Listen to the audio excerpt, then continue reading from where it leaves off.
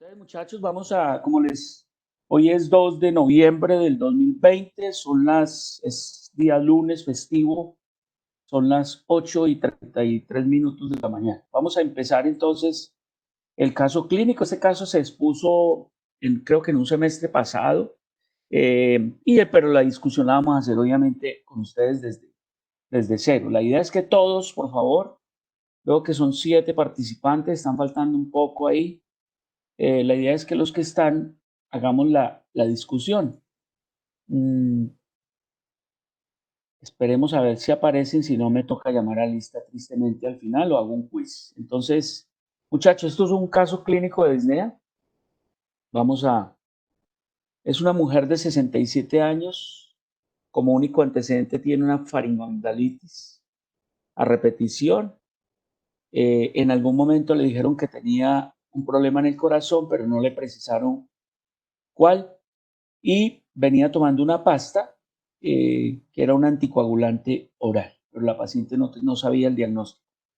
Negaba cualquier otro antecedente importante. Acude a urgencias refiriendo que desde hace una semana presenta una disnea progresiva, hasta hacerse de disnea de pequeños esfuerzos, ortopnea de 3 almohadas y unos edemas de miembros inferiores. A la exploración física, alta tensión arterial es 90-50, la frecuencia cardíaca es 130, es arrítmico, tiene una ingurgitación yugular y a nivel cardiopulmonar tiene un evidente chasquido de apertura y un retumbo diastólico, un poco de hipoventilación y tenía unos crépitos bilaterales. En el abdomen discreta hepatomegalia y en los miembros inferiores solo tenía disnea. Listo, este es el caso clínico, muchachos. Vamos a hacer el paso a paso, entonces, por favor, prenden micrófonos y cualquiera voluntariamente, si no escojo, me dicen cuál es el primer paso para hacer un análisis de una historia clínica. ¿Qué es lo que tenemos que hacer? Datos positivos. Perfecto, vamos a resumir, es decir, vamos a darnos un panorama de lo positivo que encontramos en el paciente, ¿cierto? Entonces, ¿qué datos positivos tenemos en el paciente? Por favor, empecemos con datos relevantes. Es una paciente hombre-mujer. Ahí tenemos una mujer. ¿Qué más, muchachos? ¿La edad? ¿Cuántos años tenía? 67.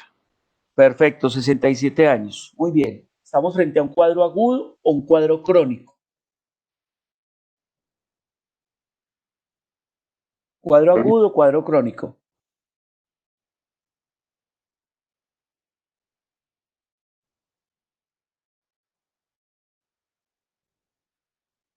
Muchachos. ¿Podría ser crónico agudizado? Sí, podría ser un crónico más bien, exacto. Porque fíjese que la paciente venía con un cuadro de disnea progresiva hasta disnea de pequeños esfuerzos. ¿Con cuáles síntomas principales presenta el paciente? ¿Cuáles síntomas? ¿Cuál es el antecedente más importante? ¿Y cuáles los hallazgos positivos al examen físico? Síntomas, muchachos. Pues uno de los síntomas importantes sería la ortopnea. Antes que la ortopnea. La disnea. La disnea, exacto. Una disnea progresiva hasta disnea de pequeño esfuerzo, exacto. La ortopnea, ¿qué más? ¿Qué otros datos, muchachos? Al examen físico. No, antes. Sí. Antecedentes. El que tenía faringoamigdalitis a repetición. Perfecto. ¿Y qué estaba tomando? Diferenciaban que estaba tomando, muchachos. Anticoagulante oral, pero no Perfecto. decían qué era. No decían que anticoagulante, pero tomaba un anticoagulante oral. Muy bien. ¿Y datos relevantes al examen físico? La ingurgitación yugular. Eso, 2. Los crépitos en las bases, el chasquido. El chasquido de apertura. Chasquido con un soplo diastólico, exacto. ¿Qué más? Los crépitos basales. Los crépitos basales, ¿qué más? Los ruidos cardíacos, ¿rítmicos o arrítmicos? Arrítmicos. con una frecuencia cardíaca normal, alta o baja. Alta. Alta, muy bien, con ruidos cardíacos arrítmicos. Ahí ya nos va dando luces de muchas cosas. Ahorita hacemos el análisis. Listo, ¿qué más tenemos? Y en el abdomen que encontraron. Una hepatomegalia, pues una ligera hepatomegalia. Y en las extremidades. Con edema. Perfecto, con un edema. Muy bien, hasta ahí tenemos eso. Listo, acuérdense que la segunda parte, después de hacer como un panorama grande del paciente, habiendo negado que sea diabético, que sea hipertenso, que tenga una cardiomiopatía diagnosticada de base, empezamos con tratando de ubicar grandes síndromes en este paciente. Escucho opiniones. Grandes signos, síntomas, o si lo podemos agrupar todo en síndrome, mejor. Síndrome disneico. Síndrome disneico. Listo, entonces digamos que un síndrome disneico crónico agudizado. Perfecto, vale. ¿Qué más? Profe, una falla cardíaca. Lo podemos agrupar como falla cardíaca. Yo creo que todos estamos de acuerdo. Ese síndrome de disnea crónica podríamos agruparlo como un síndrome de falla cardíaca. ¿Qué más?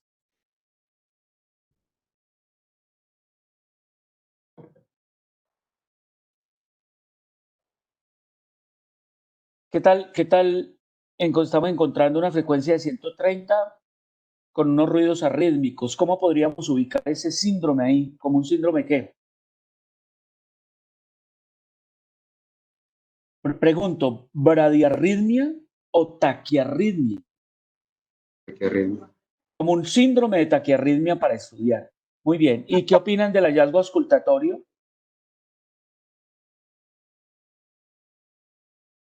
Que no le pongamos apellido, pongámosle un síndrome. Un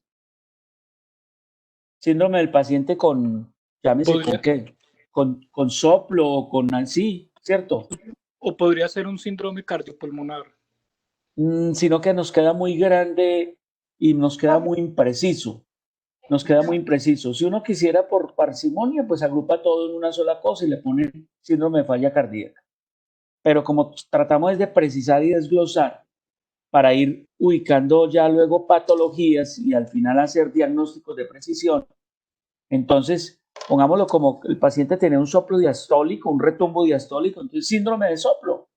Y en los grandes soplos, síndrome de soplo diastólicos. Es decir, lo podemos poner así.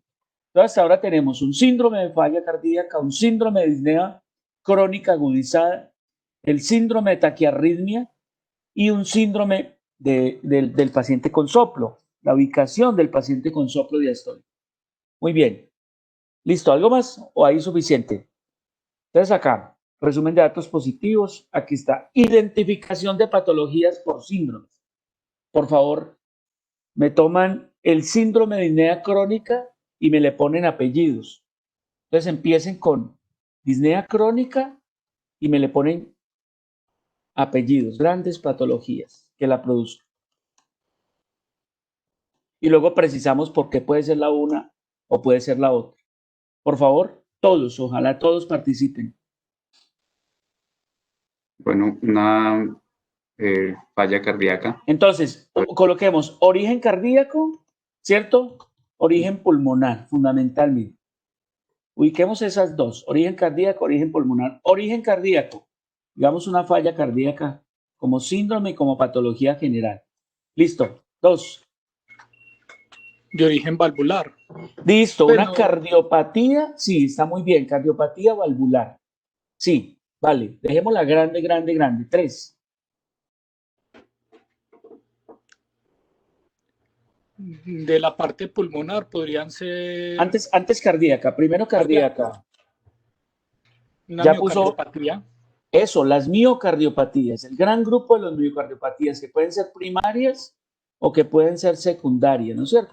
Aquí no estamos metiendo ni origen isquémico, ni el origen isquémico, o sea, coronario, ni el origen hipertensivo, ni el origen valvular, ni el origen congénito, ni el origen pulmonar, por pulmonar. O sea, todo eso sale de... Pero entonces, el gran grupo de las miocardiopatías. Muy bien. Cuarto, pues estarían las otras cardiopatías que ya una la dijeron que es valvular, la otra la hipertensiva, el cor pulmonar, o la otra es la isquémica coronaria, o la otra las congénitas. Digamos sí. Ahora sí, vámonos para el gran grupo de las pulmonares, muchachos.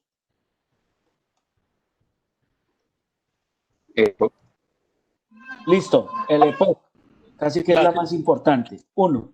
La CEPID. La CEPID, exacto. O sea, ahí se agrupan casi que la mayoría, pero nos faltarían unas que no son ni EPOC ni PIC. ¿Cuáles? Las de origen. La una es obstructiva, la otra es intersticial. Nos falta un componente del pulmón. Las vasculares, ¿cierto? Obstructivas, ¿cierto? Lo que puede ser la hipertensión pulmonar primaria, ¿cierto? La hipertensión pulmonar de causas conocidas como pueden ser las colagenosis, por ejemplo, y básicamente el TEP, el tromboembolismo pulmonar crónico o tromboembolismo pulmonar agudo, casi siempre es agudo. Muy bien, ahí están los grandes grupos de grandes patologías que ocasionan todos los síndromes, sobre todo el síndrome de falla cardíaca. Yo les pregunto, ¿por qué seguramente no es de origen pulmonar? La desmatización, por la ortopnea, por los crépitos bivasales, que podrían estar Ojo, dándonos los edemas sí lo presentan los pulmonares también, ¿cierto? Los crépitos sí lo presentan los pulmonares. Deme más. Antecedentes. No hay antecedentes de exposición a biomasa. Eso, no hay antecedentes entonces de enfermedades que produzcan neumoconiosis, por ejemplo, ¿cierto? Ni hay antecedentes de fumar. O sea, ni cigarrillo, que eso no es absoluto, ni exposición a sustancias que puedan causar patologías pulmonares, ni patologías infecciosas. ¿Qué otra cosa? ¿Por qué no más pulmonar?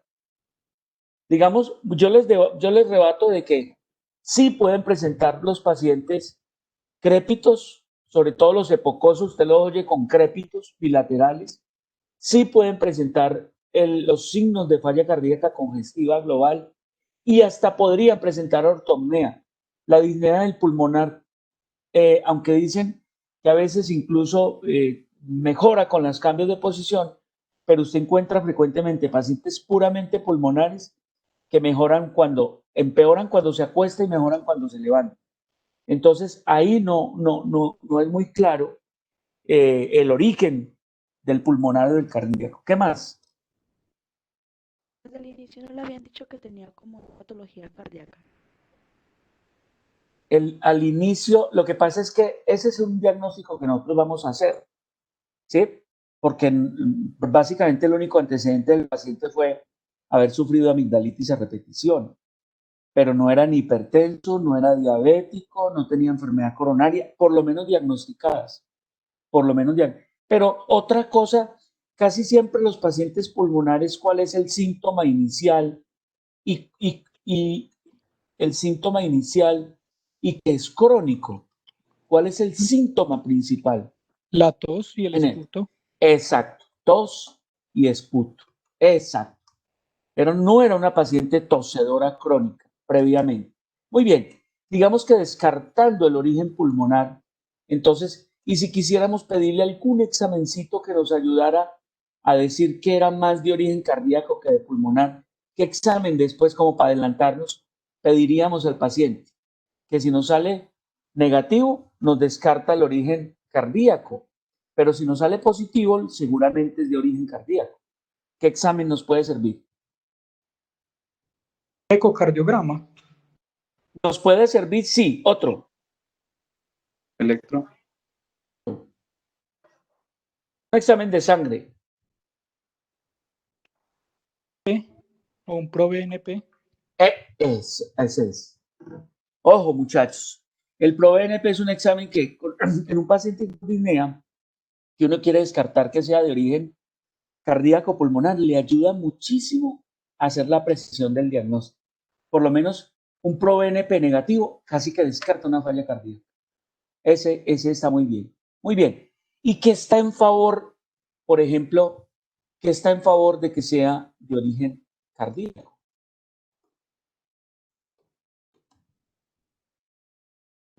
Escucho. Los hallazgos a la auscultación.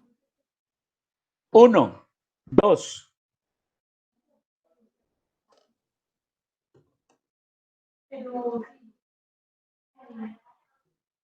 Mm, mm. ¿Mm? El antecedente El antecedente faringoamigdalitis a repetición quedaría para qué tipo de lesión. podría ser para una endocarditis infecciosa. No, o antes de endocarditis. Profe, Para una estenosis mitral. valvulopatía por vegetación. Entonces, valvulopatías reumáticas. Ojo, valvulopatías reumáticas. Esa es la importancia, aunque ojo, muy frecuentemente ustedes encuentran valvulopatías reumáticas sin antecedentes. No encuentra unos antecedentes que uno quisiera encontrar de faringoamigdalitis. Pacientes que se acostumbran a que su garganta se inflama, a que se vuelve crónico y el paciente no le refiere a uno eso y encuentra muy frecuentemente valvulopatías y eso. Eso está, y lo otro en favor es el síntoma disnea progresiva, ¿cierto? Y el síntoma ortopnea que también ayuda y el encontrar hallazgos anormales a la auscultación cardíaca. Eso ayuda para que piense uno que seguramente es más de origen cardíaco que de origen pulmonar. Muy bien, grande, grande, grande. Ahí están las grandes patologías, grandes síndromes. Ahora, encontramos un síndrome de taquiarritmia. ¿Cuáles taquiarritmias podrían estar presentes en este paciente? Pero Podrían estar presentes. ¿Cuáles, perdón? Una fibrilación auricular, como dice mi compañero. Listo, fibrilación atrial. Esa sería la primera posibilidad, ¿cierto? Preguntaría, ¿sería una taquicardia nodal? ¿Y por qué no? ¿Ah? ¿Por qué no? También sería frecuente. Pero ¿por qué no? ¿Por qué no presentaría? Que lo tiene el Mm, paciente. ¿Cómo son los por lo ruidos? arrítmico. Exacto, los ruidos cardíacos en la nodal son rítmicos, ¿cierto? Mientras que la fibrilación son arrítmicos, exacto. ¿Sería una taquicardia ventricular? ¿Por qué no? Porque sí. La taquicardia ventricular también es rítmica, a pesar de su... Exacto. Son rítmicos. Exacto. Son rítmicos. Muy bien. Muy bien. Listo. Y desde el punto de vista sindromático del paciente con soplo, ¿qué pueden pensar ustedes?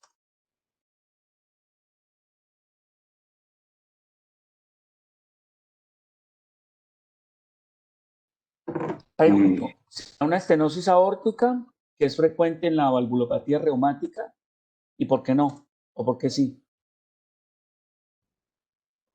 ¿Cómo es el soplo de la insuficiencia de la estenosis aórtica?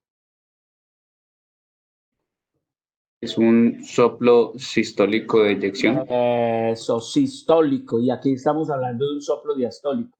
Entonces es el famoso soplo crescendo, decrescendo, o el famoso soplo en diamante, o el famoso soplo romboidal.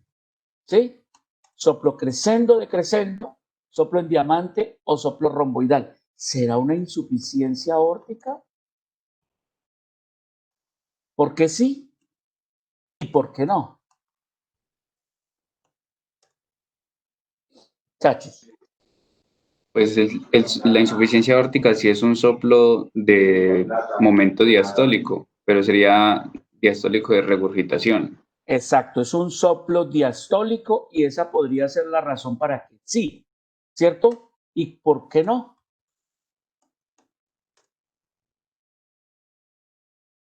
¿Cómo es el pulso de la insuficiencia aórtica?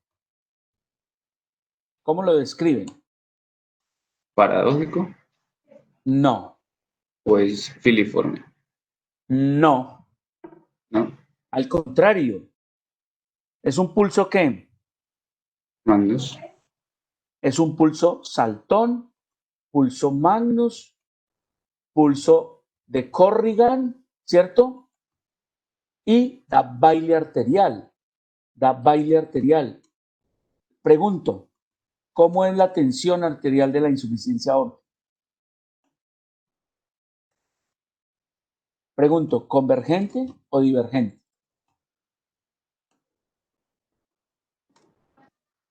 Son pacientes que uno encuentra con tensión 120, por ejemplo.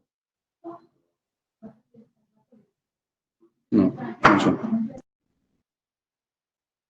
¿Cómo es el pulso? Divergente. ¿Cómo se llama el signo? Signo de Still. ¿Y cómo se llama el signo donde la tensión arterial de los miembros inferiores es mayor que de las superiores?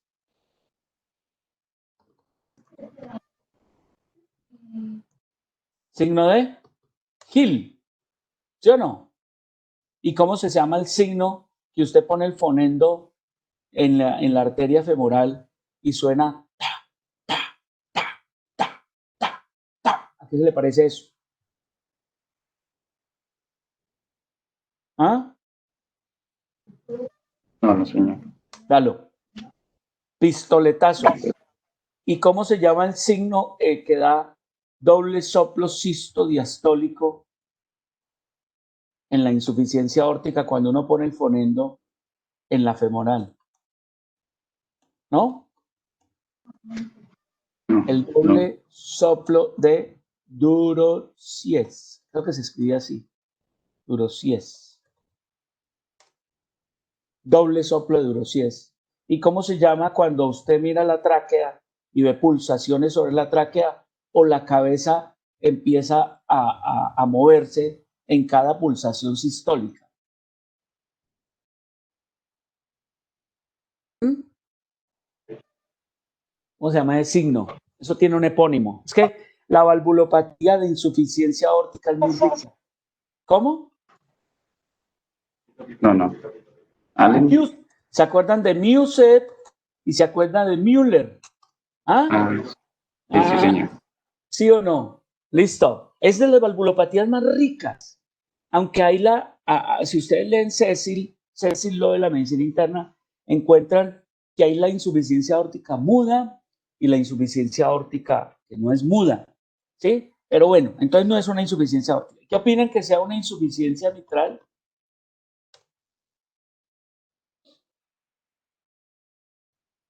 ¿Por qué no?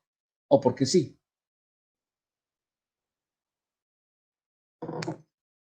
Cachos. La insuficiencia mitral daría un soplo sistólico de regurgitación. Eso. Sistólico pan, meso, tele, proto. Sería meso. ¿Qué opinan el resto? Estamos de acuerdo con que es sistólico, no es diastólico. ¿Y qué opinan el resto? Entonces es un soplo tumta, mesosistólico. O tumta. O sería así.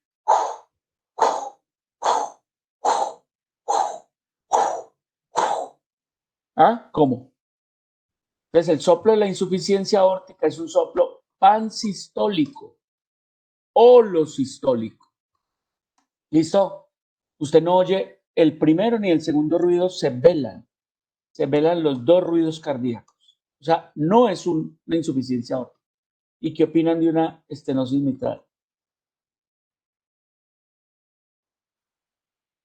¿Por qué sí, por qué no? Pues sí, por el momento en el que se da, que Sí, es porque es diastólico, diastólico. Exacto. Y tiene y un chasquido de porque rotura. con el antecedente que tiene la paciente, pues la mitral es una de las válvulas que más sufre. Eso es. Eso es. Eso es. Esas son las características. Primero, es un soplo mesodiastólico ¿cierto? 1 es un soplo de máxima auscultación con chasquido de apertura, es un soplo de máxima auscultación en la punta del corazón, en el foco mitral, irradiado a la axila. No es un soplo tan fácil de escuchar, te los puedo decir que es de las valvulopatías más mudas que pueden haber. Entonces, por ahora, de pronto decimos que podría ser una estenosis mitral. ¿Estamos de acuerdo o no? Entonces, ahí tenemos el síndrome de disnea crónica de origen cardíaco, la falla cardíaca, y tenemos el síndrome de taquiarritmia. ¿Nos faltó alguno? No. ¿No? Muy bien. Antes de correlación, nosotros dijimos que íbamos a invertir esto y que nos íbamos a ir, perdón. Ya. Vamos a invertir. Y antes de todo, decíamos que íbamos a dar una explicación fisiopatológica de los signos, síntomas. Muchachos, les pregunto, ¿cuáles son los procesos fisiológicos que están afectados en este paciente?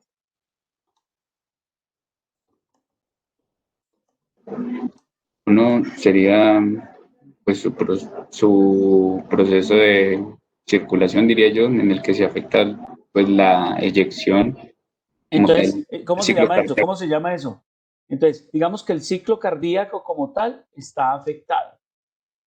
Ya vamos a repasar dos cositas del ciclo cardíaco. Lo fundamental. ¿Qué más? Mire que ese paciente lo encontramos hipotenso. Entonces, el paciente tenemos, digámoslo así, digamos el ciclo cardíaco afectado, ¿cierto? 1. Digamos que tiene el gasto cardíaco afectado. Digamos que tiene la tensión arterial afectada, que tiene el ritmo cardíaco afectado. ¿Listo? Muy bien.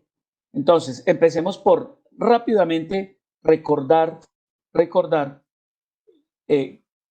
cuáles son las variables para el control de la presión arterial. ¿Cuáles son las grandes variables para el control de la tensión arterial? ¿A qué es igual tensión arterial? Muchachos. Así rápido, grandotote, antes de darle una miradita a eso. Sería volumen sistólico y... no lo recuerdo. ¿Qué hubo? El resto. volumen de eyección con la resistencia vascular. Pero entonces el volumen de eyección se traduce, acuérdense que antes del volumen hay una palabra grande que engloba volumen por frecuencia cardíaca. ¿Cómo se llama eso? Cardíaco. ¿El qué? Gasto cardíaco. Gasto cardíaco. Entonces, la tensión arterial es igual a gasto cardíaco por resistencia vascular periférica. ¿Sí o no? Y el gasto cardíaco es igual a dos variables grandes. Acabé de decirse las cuales. Frecuencia cardíaca y volumen sistólico. Eso, volumen de eyección y frecuencia cardíaca. Pregunto, ¿cuáles son las grandes variables? Ya hay dos del gasto cardíaco. ¿Cuáles son las grandes variables del gasto cardíaco? O mejor, del volumen de eyección. Precarga y poscarga. Eso, precarga, poscarga y la que nos falta. Nos falta una. La contractilidad. Esos son conceptos que en este paciente se están afectando, ¿cierto? Se están afectando la precarga, la poscarga y se está afectando la contractilidad. Y se está afectando entonces la frecuencia cardíaca, está afectando el mismo gasto cardíaco. ¿Se acuerdan qué es la ley de Bode?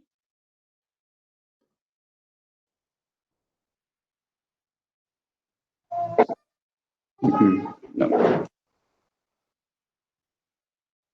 Muchachos, Señor. María, ¿cuál es la ley de Natalia, Valerie, Andrés, Juan Diego? ¿Cuál es la ley de Bode?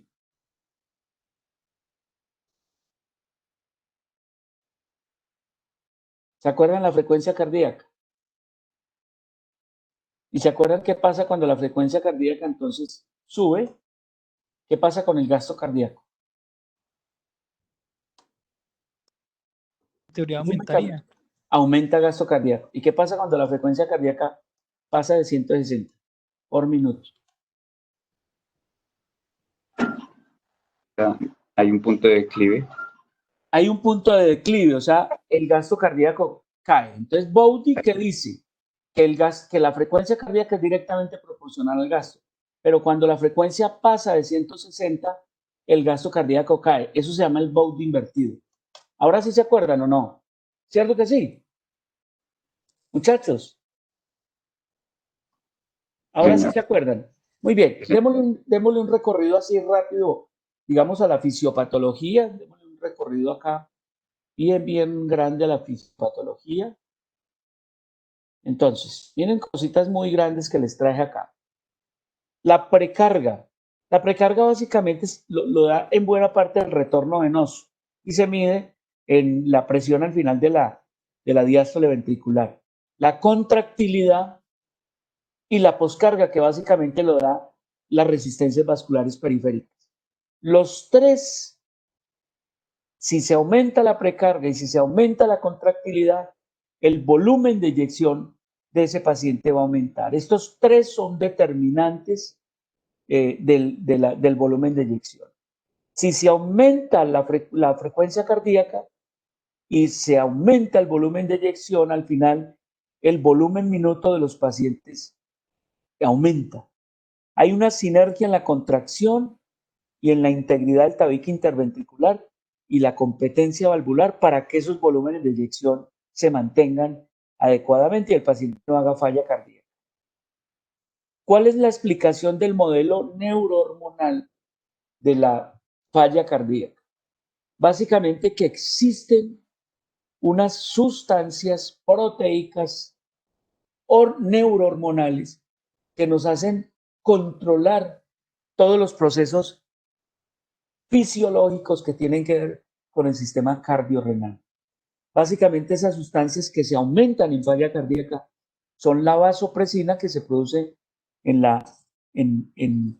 se almacena mejor en la neurohipófisis porque prácticamente se produce en el hipotálamo. La angiotensina, ambos son potentes vasoconstrictores. La aldosterona, que se produce en la suprarrenal como estímulo de la renina-angiotensina, y la norepinefrina, que se produce en las terminaciones de todo el sistema cardiovascular y en las suprarrenales.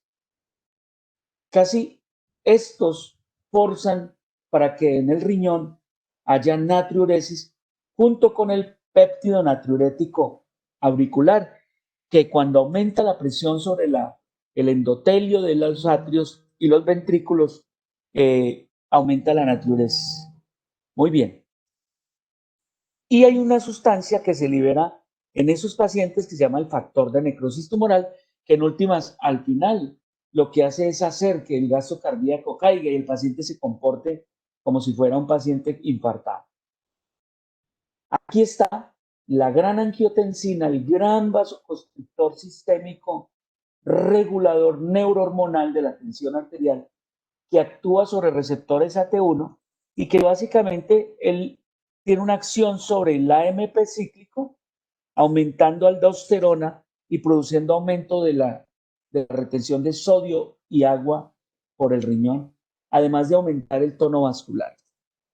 La angiotensina también produce acción sobre fosfolipasa, aumentando la fosfatidilinositol, aumentando el calcio libre y haciendo también que adrenalina y noradrenalina, o sea, catecolaminas, aumenten sistémicamente y obviamente actúen también sobre el tono vascular y sobre la frecuencia cardíaca. Hay un aumento de la acción intracelular, que básicamente la angiotensina es una protooncogénica que lo que hace es reprimir genes que hacen que se sintetice el ARN, que se sinteticen proteínas y en el corazón haya hipertrofia y con el tiempo, junto con aldosterona, el paciente haga fibrosis y esto es una de las causas de que la falla cardíaca se vuelva irreversible. Y por eso, tanto antagonistas ARA2 inhibidores ECA y antoldisterona cambian el pronóstico y el curso del paciente con falla cardíaca. Hay una acción sobre prostanoides que produce un desbalance en las prostaglandinas y tromboxano, los unos vasodilatadores y los otros protrombóticos y vasoconstrictores, que en últimas, al final, el exceso de angiotensina 2 lo que hace es producir mayor agregación plaquetaria y vasoconstricción. Resultado final, mayor tensión arterial, mayor aterosclerosis, mayor remodelación cardíaca y mayor posibilidad de trombosis en los pacientes de riesgo cardiovascular. Existen alteraciones hemodinámicas que, como la hemos venido diciendo, producen una disminución del volumen latido, del gasto cardíaco, del flujo sanguíneo renal con el tiempo, y que también aumentan la precarga, aumentan la presión arteria pulmonar, aumentan las resistencias vasculares y con ello la poscarga, y que también producen disfunción ventricular. A nivel renal, estimula renina, angiotensina, aldosterona con retención endosalina. A nivel simpático, aumenta contractilidad, taquicardia, aumento del tono venoso, aumento del tono arterial, y nos lleva tanto a disfunción ventricular, que en principio es compensatoria de todos estos cambios, pero después se vuelven deleterios. En el ventrículo ocasionan dilatación hipertrófica. Los mecanismos de compensación son buenos al principio, donde hacen que la ley de Frankenstein mejore, pero posteriormente haga, cuando se perpetúa el daño, termina siendo dañino, la respuesta neurohormonal y renal se mantenga y haya hipertrofia miocárdica. Aquí está un poquito de más explicación. En los pacientes con falla hay activación neurohormonal, hay activación citoquímica, hay flujo sanguíneo periférico alterado. Por un lado, aumenta angiotensina 2 y norepinefrina, produce vasoconstricción, difusión endotelial y una capacidad de tolerancia al ejercicio disminuida.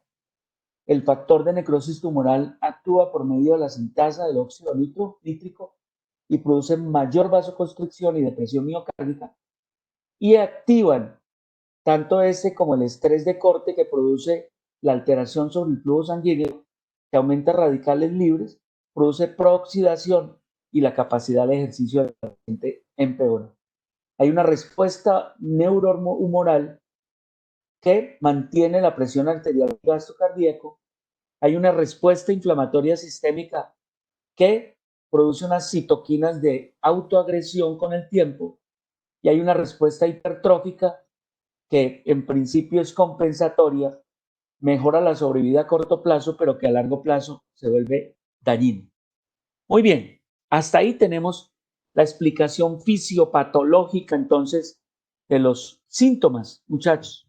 Dijimos que después de esto, lo que hacíamos era decir qué paraclínicos solicitamos de acuerdo a todas estas sospechas que hemos venido haciendo, muchachos. Escucho. ¿Qué quisieran pedirle al paciente? El ecocardiograma. Listo. Un examen, como dice, impajaritable, que nos habla tanto de la arquitectura, morfología, la función, la fracción de eyección, que se ha vuelto examen vital en el estudio del paciente cardiopulmonar, es el ecocardiograma. Sí, señor. ¿Qué más le pedimos? Ana María. ¿Cuál? Una placa de tórax. Una placa de tórax y tampoco puede faltar, porque nos ayuda a mirar qué está pasando con la silueta cardíaca, si hay signos de cefalización de flujo, las líneas B de Kerley, derrames pleurales, o hay algunos hallazgos pulmonares que sugieran otra cosa. ¿Qué más? Decía Juan del ProBNP, también de El pronto un ProBNP no puede faltar, el ProBNP, que nos sirve para seguimiento, nos sirve para diagnóstico y nos sirve para pronóstico. ProBNP, un dímero D, para descartar de pronto que haya fenómenos tromboembólicos. ¿Qué más, muchachos? Un electrocardiograma. Un electro no puede faltar en la evaluación integral de estos pacientes. Listo. Muy bien. Miremos qué paraclínicos tenemos. Encontramos una hemoglobina de 12.2, digamos relativamente aceptable. Si fuera un paciente pocoso, pulmonar crónico, tendríamos una policitemia y encontramos una creatinina de 1.6. ¿Qué piensan de la creatinina? Está un poquito aumentada porque está cayendo la presión de la arteria aferente.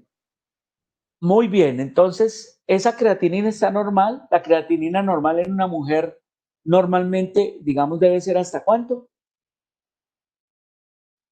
¿Hasta 1 punto? Perdón. ¿Hasta 1 punto qué?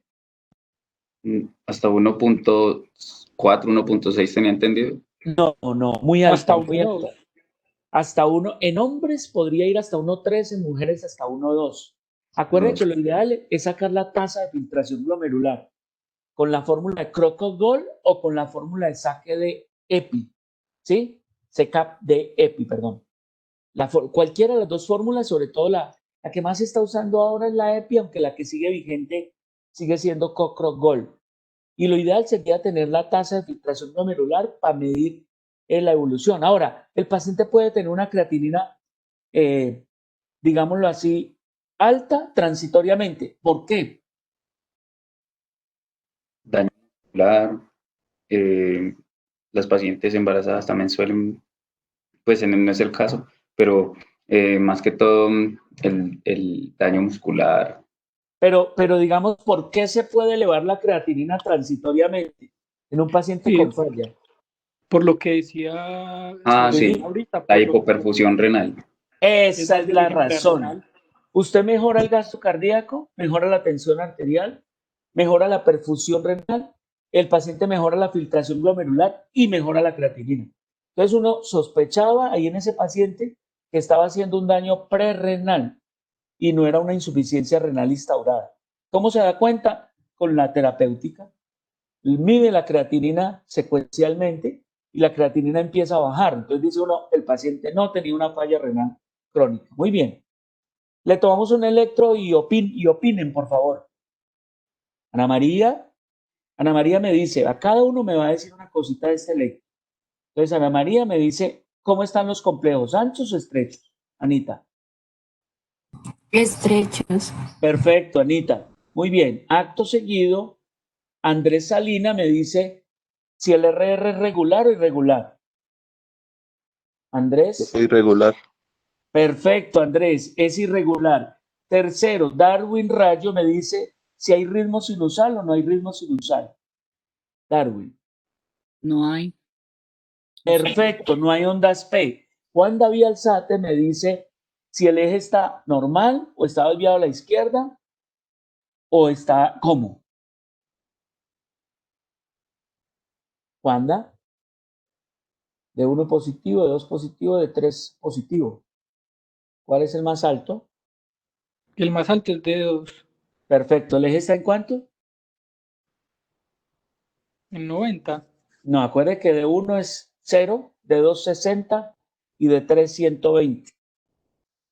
Cuando son positivos. Entonces, ¿está en cuánto?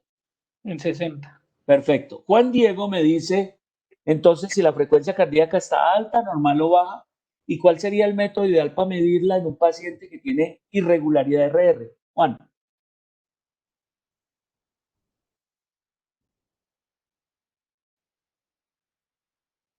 Juan.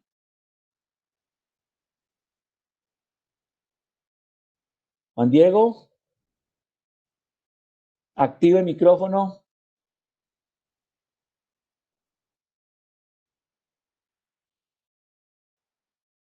Juan. Ya, qué pena, doctor. Hágale, Juan. ¿Cuál es el método ideal? Si no lo sabe, tranquilo, diga que no lo recuerdo. Si lo quiere recordar a alguien más y si no, se los digo yo, no se preocupe. El de contar los 30 cuadritos. Eso, Juan, muy bien. Se cuentan, por ejemplo, en dedos largos 30 cuadritos. Aquí digamos que hay 1, 2, 3, 4, 5, 6, 7, 8, 9, 10, 11, 12, 13, 14. Contemos 15. Entonces 15 lo hacemos a la multiplicar mitad. por los Eh, QRS que hay ahí. Entonces aquí hay 1, 2, 3, 4, 5. Multiplicamos por 10 si es Por 30 10. cuadros. y por 20 si es 15. Sí, Entonces, ¿cuánto da la 15 cuadros. frecuencia? 20 por 5. 50. Perfecto. No, 20 por 5. 100, perdón. 100, eso. 100. Digamos que la frecuencia cardíaca en general está controlada. Natalia, entonces, Natalia me podría decir, ¿cuánto mide el PR, Nata? Active el micrófono. Muy fácil. ¿Cuánto mide el PR? Una sola respuesta. ¿Cuánto mide el PR? Nata. Eso, Nata. Natalia. Natalia. Ya. Si no escriba, Nata. Si no escriba, diga cuánto mide el PR. ¿Se puede medir o no se puede medir? ¿Hay ritmo sinusal o no hay ritmo sinusal? Más fácil. Natalia.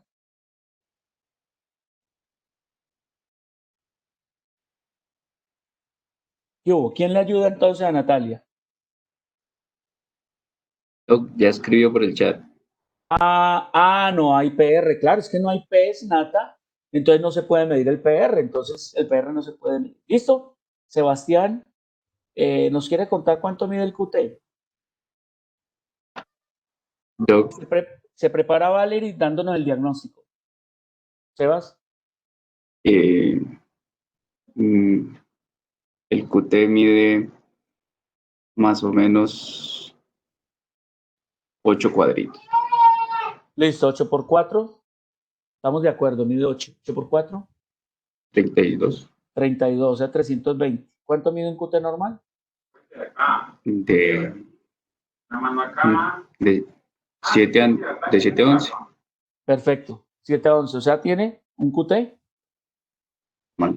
normal. Muy bien. Valerie, ¿me quiere dar el diagnóstico de este paciente sabiendo que tiene una RR irregular, tiene ausencia de ondas P? ¿Cuál es el diagnóstico final? Sería una fibrilación auricular. Perfecto, mi querida Valerie. Una fibrilación atrial. Ese es el diagnóstico. Con respuesta ventricular normal. Sí, porque tiene 100. Con respuesta ventricular normal. Muy bien. Ahí ya hicimos todos el diagnóstico, la evaluación, juiciosamente. Miremos a ver si hay... El cateterismo mostró una presión arterial pulmonar 56/22, con presión arterial media 25. La presión auricular fue de 16 y la presión de enclavamiento 22. Resistencias arteriolares pulmonares calculadas son de 0,8 y el gasto cardíaco de 3.1 litros por minuto, o sea, gasto cardíaco bajo también. Muy bien. ¿Listo? Entonces, muchachos, vamos a aplicar leyes. ¿Están las leyes acá? Perdón. Leyes. Compañeros, ¿quién quiere aplicar la primera ley? La ley de lo más frecuente. ¿Quién la quiere aplicar? ¿Cualquiera? Ley de lo más frecuente. Dale, dale. Pues estaríamos de acuerdo en que la estenosis mitral es una de las patologías valvulares más frecuentes.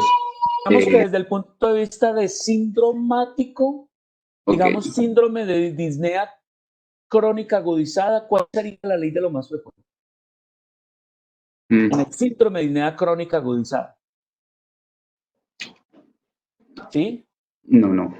Allí ¿Sí? no es frecuente. Claro, No sé. ¿cuál es la patología que usted más frecuente debe pensar a esa edad, con una disnea progresiva? ¿Sí? Suficiencia cardíaca. Eso, esa es la ley de lo más frecuente. ¿Y cuál es la ley de la prioridad? ¿Podría ser esa misma u otra? Sí, podría ser esa misma. Podría ser. ¿Y cuál podría ser otra prioridad descartarle a un paciente de estos? Que no esté haciendo un qué. El tromboembolismo pulmonar. Realmente, eso sería prioritario, que no se esté haciendo. ¿Y la otra prioridad cuál sería? Referente a la arritmia. Porque es una arritmia. La enfermedad coronaria, estoy de acuerdo. También debería descartarse enfermedad coronaria. Y desde el punto de vista rítmico, que también puede ser una enfermedad puede ser potencialmente grave, maligna. ¿Cuál es? Que ya la tienen ahí en el paciente. ¿Ah? ¿Cuál? La fibrilación auricular La que puede fibrilación despedir atrial. trombos. Claro, porque puede dar tromboembolismos sistémicos. Muy bien, ¿quién me quiere otra persona decir en ley de parsimonia cuál puede ser? Aplicando la ley de la parsimonia. Usted tiene disnea, usted tiene edemas, usted tiene hipotensión, tiene ingurgitación yugular. ¿Cuál sería el diagnóstico desde el punto de vista de la ley de parsimonia? Otro que hable, por favor.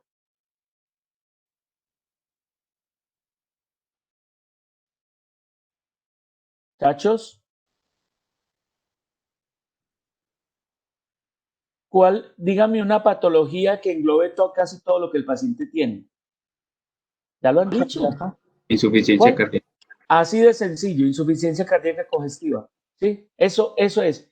Y acuérdate que la parsimonia lo que pretende es, cuando en un paciente se presentan varios signos y síntomas sistémicos, lo mejor es pensar que haya una sola patología que ocasione todo. Por ejemplo, el paciente puede presentar un síndrome anémico, el paciente puede presentar un síndrome ictérico, el paciente puede presentar un síndrome de circulación colateral, el paciente puede presentar un síndrome de trombosis. Sí, hay que pensar en que haya una sola patología que ocasione todo. Agatha Christie, no es Ágata, sino Agatha Christie. Entonces, ¿cuál es el arma homicida? ¿Cuál es la patología que seguramente ocasionó casi todo? La amigdalitis. Muchachos, bueno, el primero puede ser eso, estoy de acuerdo, un fenómeno autoinmune por una amigdalitis, por una faringoamigdalitis. Y después, ¿cuál se vuelve el arma homicida? La estenosis. La estenosis mitral. Y después, ¿cuál se vuelve el arma cómplice para desencadenar todo el cuadro que hizo el paciente? Lo vimos en el electro. La fibrilación. La fibrilación es causa y desencadenante de la falla cardíaca. Bueno, y desde el punto de vista de escena del crimen, ¿dónde está? La válvula ¿Dónde está? mitral. En la válvula mitral y después toda la afectación sobre el miocardio que produce. ¿Listo? Paciente que se estenosa la válvula, que se dilatan los atrios, que posteriormente seguramente se dilata la válvula, que se sobrecarga el ventrículo, que aumenta las presiones retrógradas, que aumenta la presión hidrostática, que estimula receptores justalveolares, que produce edema, que falla las cavidades izquierdas, falla las derechas, aumenta la presión retrógrada sistémica, ingurgita yugular, aumenta la sobrecarga sobre venas del sistema cavas superior e inferior y produce todo el cuadro que produjo el paciente. Eso es todo el análisis en cuanto a las leyes diagnósticas para llegar a conclusiones. Diagnósticos sindromáticos, ¿cuáles son? Ya los dijimos. Síndrome de Disney. Síndrome, pongámosle ya apellidos de una vez. Síndrome de, crónico. póngale apellido. Reagudizado. Síndrome de, ¿qué fue lo que vimos todo el tiempo? Falla cardíaca. Diagnóstico etiológico. Faringoamigdalitis. El primero es ese, después fue la Valvulopatía mitral. valvulopatía reumática mitral. Diagnóstico fisiopatológico ya fue lo que acabamos de hacer. Y alguien que me diga el diagnóstico específico. Total, completico. Falla Falla cardíaca global, secundaria. cardíaca global con fracción de eyección Me imagino que está reducida. baja. Falla cardíaca global con fracción de eyección baja. Clasificación de Nueva York, New York, Da para un NIHA 3. NIHA 3. Sí, señor. Clasificación de Framingham, Sí. Congestiva fría. Eso sería C. no, esa es la clasificación de Forrester. Ah, eso es Forrest. Forrester. Entonces serían grupo A, grupo B, grupo C, grupo D. Grupo C. Perfecto. Y Forrester, si es una aguda, si el paciente está hinchado, y hinchado frío, está hipotenso, hipoperfundido. ¿Sí o no? Sí. Entonces está congestivo, ¿sí? Está en uno de los 4 cuadrantes. Acuerde que hay cuadrantes que el paciente está seco, hay paciente que el paciente está congestivo, al paciente que está frío y que está caliente, dependiendo de si perfunde o no perfunde. Y de acuerdo a eso, pues se hace el manejo con dopamina, con dobutamina, ¿sí? Eso es, muchachos, mire, aquí se hizo juiciosamente el análisis. Bueno, entonces, ojo pues, vamos a hacer una cosa, porque aquí me están faltando muchos estudiantes que ni siquiera hablaron ni se comunicaron. Voy a parar acá la grabación. Detener.